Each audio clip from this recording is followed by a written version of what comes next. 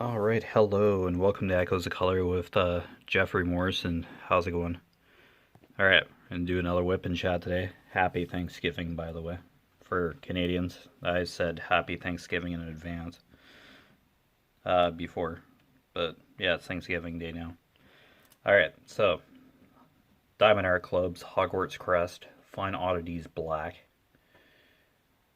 Alright. Square drill. 22 inches by 26 inches, 56 centimeters by 66 centimeters. Yeah, my post-it marker. Rage quit. Okay. Alright, 42 colors, including 4 ABs, which stands for Aurora Borealis, and they're an iridescent coated type of drill. The sparkle's a little brighter than that of regular drills. Anything under 150 color code or DMC code is considered an AB for Diamond Art Club. I think most of the kits will say color code now, but yeah, I might have a few kits that say DMC code, but it means the same thing. Alright, let's get another. I'm on 550 still, but yeah, it's like having those post-it markers. Oh, yeah, sticky notes. There we go. And just lose their stick after a while. Alright, 550. Cool. Alright, hopefully you're having a wonderful day. Let's swig some coffee here. Oh my gosh, so delicious. Okay, 550. Alright, yeah, just have a few more of these plus signs, crosses, yeah, whichever you want to call them. Yeah, I'm going to my brother's house tonight for dinner, supper, for Thanksgiving. That's basically all we're doing. Dad and I made Rice Krispie squares yesterday, and I made a double batch of Jello. So, yeah. Excuse me. All right.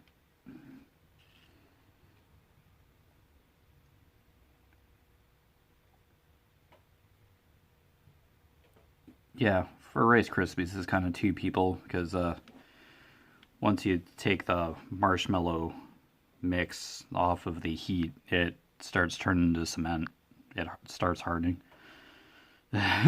So you kind of have to like get the Rice Krispies mixed into the marshmallow mixture and into your pan, so they can the Rice Krispies can like set harden, I guess. It's fairly straightforward to make Rice Krispie squares, but yeah.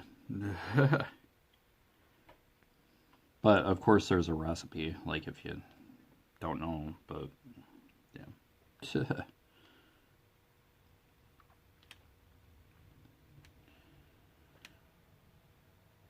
Alright, yeah, I didn't think I had too many plus signs left. I think that's the end of the previous whip and chat. I was working on 550. Yeah. Okay, cool. Alright.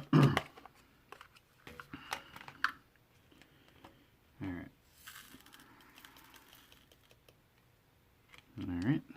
That purple taken care of. Okay. Saving 310 till later. Okay, we'll do another AB this time around. All good. Yeah, 550 and yeah, number 3. AB. Alright. Just make sure you take this off. There we go. 135. Yep, so just putting ABs on the leaves now. And I'll set that aside. The tweezers out.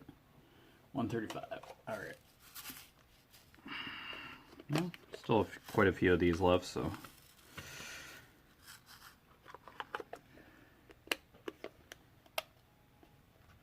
Yeah. Any more number 3 to be realistic? Yeah, there's still stuff here and there. Alright.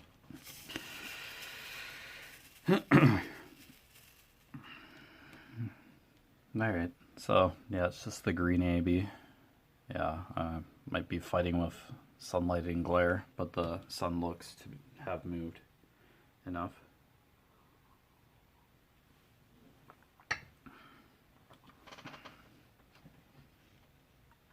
Alright, yeah, so it's just basically, yeah, centered here in the leaves. And I have the tweezers out again. Yep. Much easier, and then just saves my wax for the regular drills. I don't know if that's hair or wax. Both.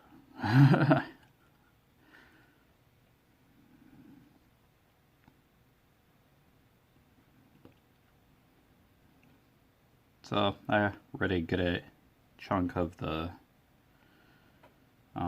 Expanse, the 4th book.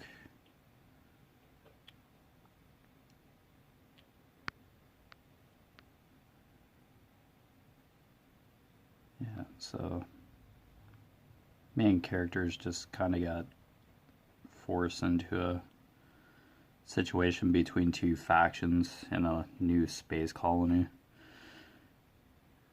I saw somebody get killed in front of them. Yeah, it's messy.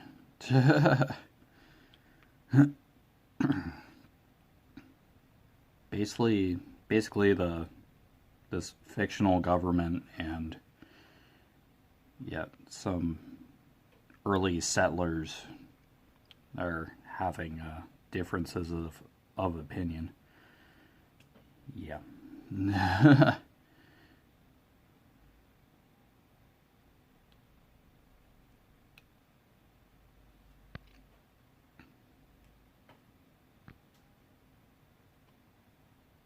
And the main character himself is having enough issues as it is, but he was sent to this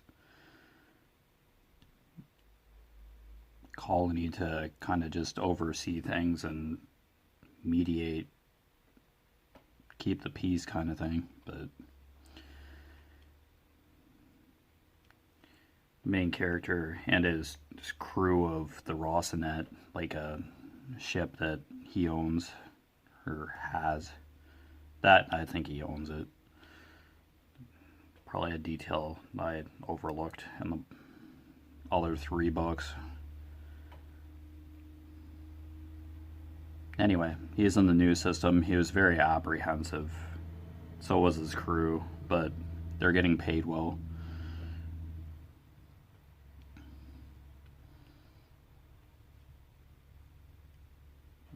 The settlers, or one faction, there's lithium or something on the planet.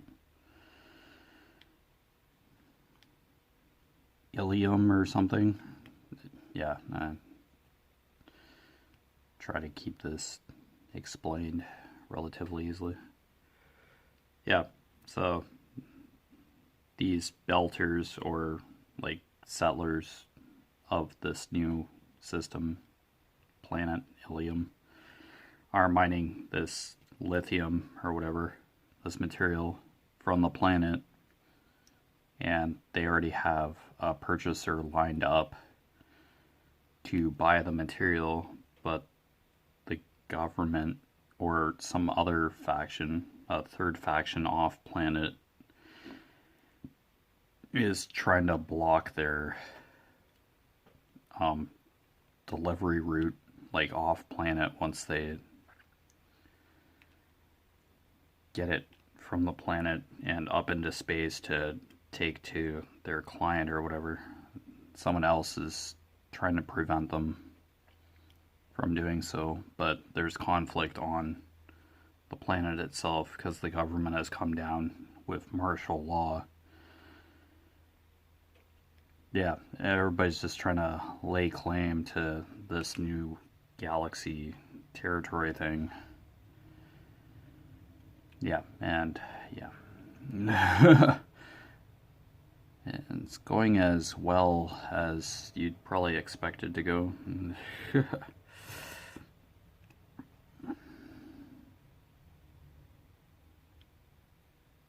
Well, that's part of the Cibola burn or something, is the fourth book of The Expanse. Is science fiction. It's a science fiction series of 9 books. Yeah, the 9th book was published recently, maybe like last year, maybe, or earlier this year. Yeah. But yeah, the series is complete now, so there always could be like another story, because yeah, this is like 2 different solar systems, like our version of the universe, like fictionalized in the future, and then this new galaxy because of a portal or a wormhole that was created by this biological AI alien intelligence thing, organism. That's like the overarching plot that has driven everything into motion through the book so far. And the main character's tied with this organism because the organism wants to travel across space and discover it or destroy it or something. Yeah, that's the overarching main driving plot. But yeah, there are side stories, side plots and stuff, but it seems to flow together relatively well. But yeah, each chapter is an individual character's point of view. So yeah, the story kind of unfolds from character's perspective, each character's perspective, and it all somehow comes together, usually, depending on what's happening. So yeah.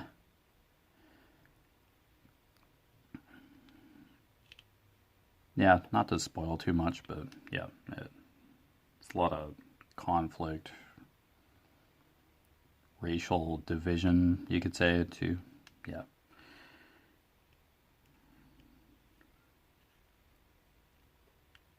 Kind of a hierarchy kind of structure, too. Wealthy, not so wealthy. Yeah.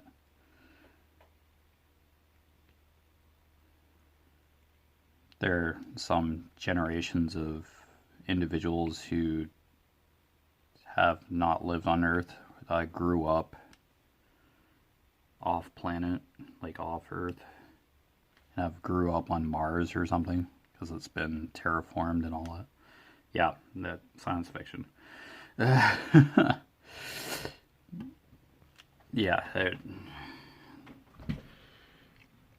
And there have been different bodily effects for, say, someone on Mars because the gravity's different or something. Bodies are leaner, slender, taller, I guess. Yeah, it's described throughout the books. The different people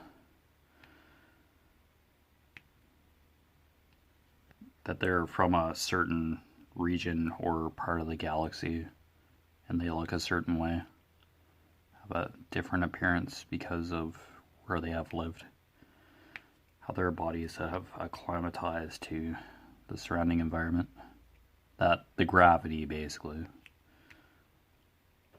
So yeah.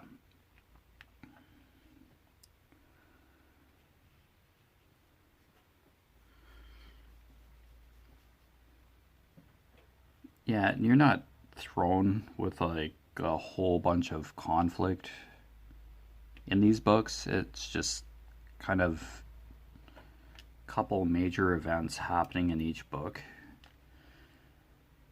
there's an overarching like conflict with the biological AI scary thing, virus, whatever, intelligence, whatever. It's kind of driving the main character across the galaxy to to discover things, but yeah.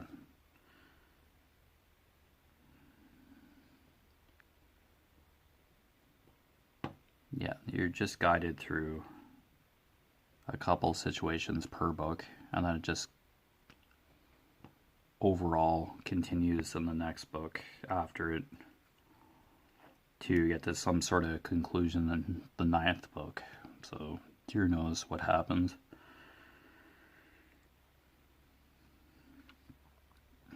Yeah, if you've heard of The Expanse, hope you enjoyed it. There is a TV, or had been a TV series. I think it probably got canceled. Oh, excuse me, based on the books. But since I have the books, yeah, you have the true source material. So that's better in a sense. They're really approachable books. They're thick little buggers, but yeah, you get a lot of you get character-driven story, which is awesome.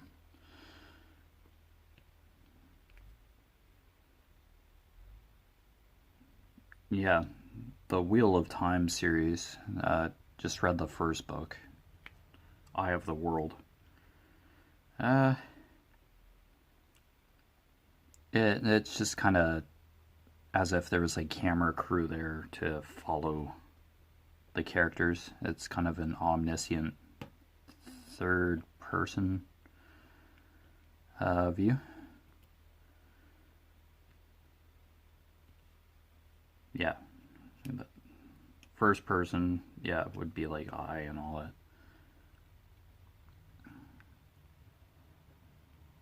Yeah, The Expanse is the same way, but it's like with character, but they're not saying I or anything.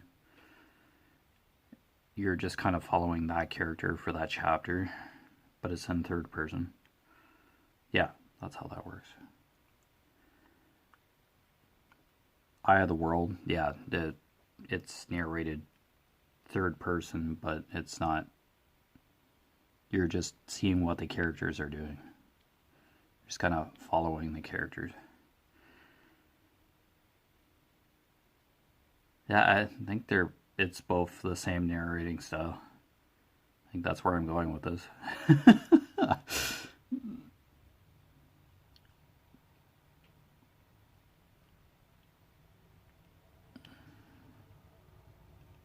there's dialogue in both uh, stories, which kind of drives the narrative, but there's, I guess for fantasy you have to like establish a whole new world essentially and be able to breathe some life and believability. Well, believability is a stretch with fantasy, but you kind of have to describe the world to the reader without handing them an atlas or something of said world. You just kind of have to make it come to life and give it history and scope, which is done well, and it's only the first book out of a dozen in the Wheel of Time series. There are maps at the front, of course, in the Wheel of Time, but I've found myself looking, at the maps. I'm like, okay, there's somewhere over here now. Okay. It's like, yeah. It's amazing what can happen in just like a certain area in a book.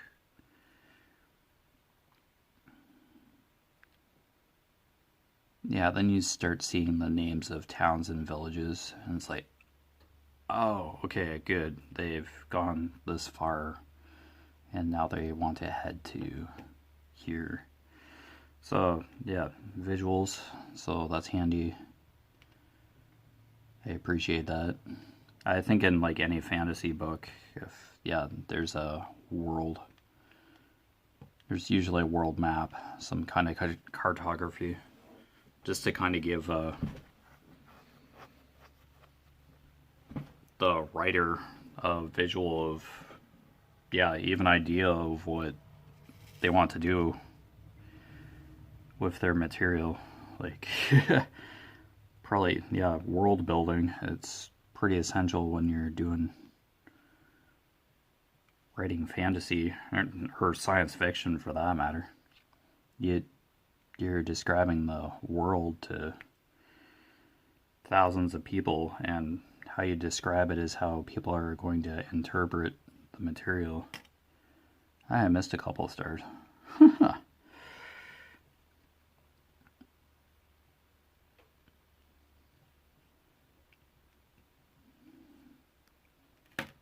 Alright, I'll get those 2 stars. 823.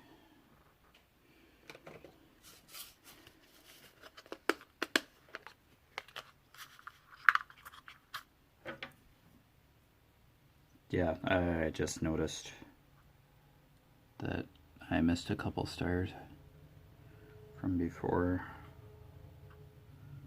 Alright.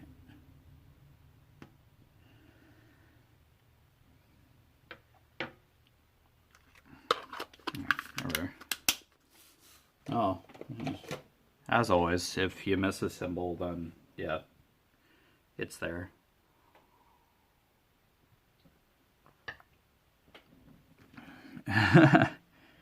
And having a fresh set of eyes on a canvas helps too. The heck.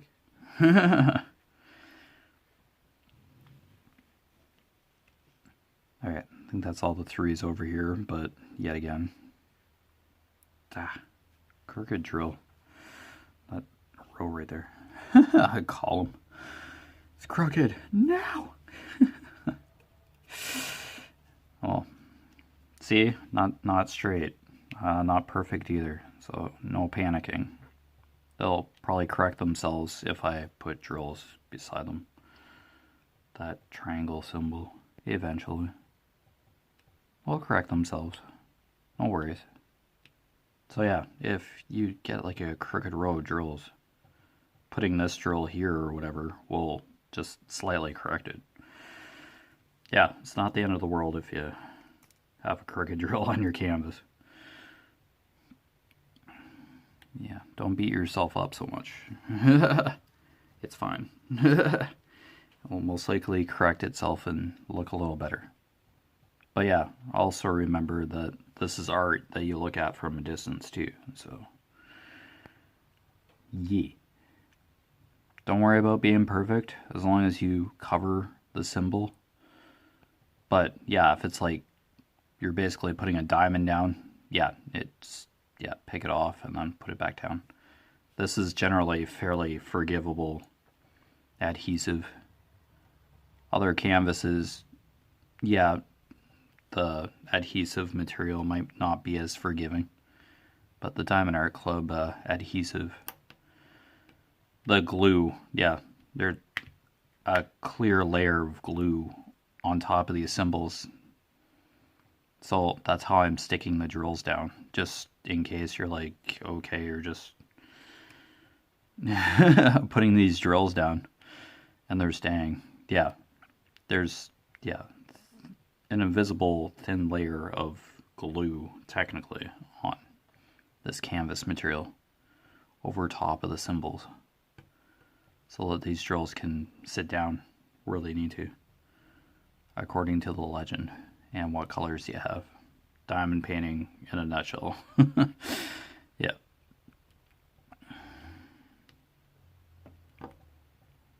There's still quite a bit of give with this adhesive. See, the drills are kind of wiggling a bit. It is removable, but the drills should stay on the adhesive if the adhesive hasn't been touched too much or there's not foreign material on the glue. Yeah, because if it keep bothering the same spot, the glue will lose its tackiness and you won't get sticky. And there are ways to get the stickiness back, but sometimes the oil on your fingers could unstick the glue. Yeah, my fingers are oily, my skin's oily, so that's part of it. You're trying to take hair off of a canvas or something, so that kind of weakens the glue too. But usually like a baby oil or yeah, that kind of thing. Dabbing it on the spot in question and letting it air dry with the cover off. Just might give you the stickiness back, but there is like some sort of glue out there that you can put down to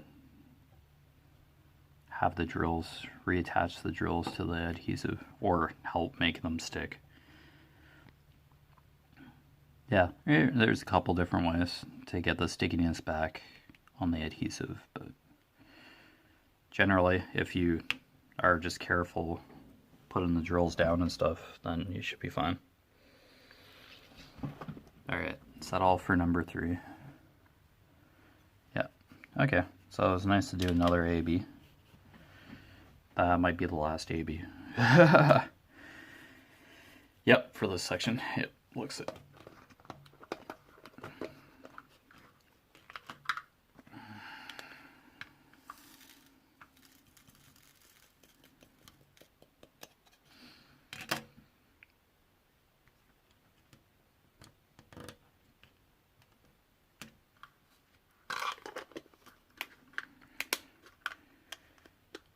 Yeah, so for the Wheel of Time books, I have a long way. I'm just like going into the second book of the series. So a lot's probably going to transpire across that series of books, which is quite fascinating actually. So, dear knows.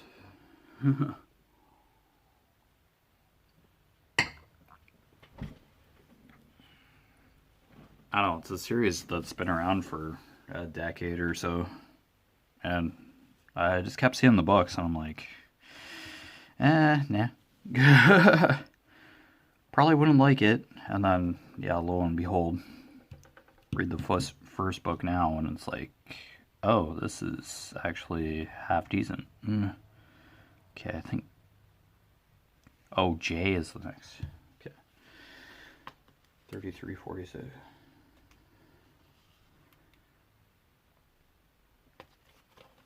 Alright.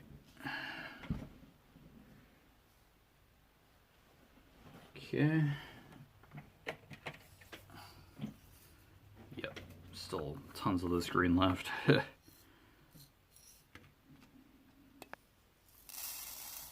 Oops. Okay, yeah.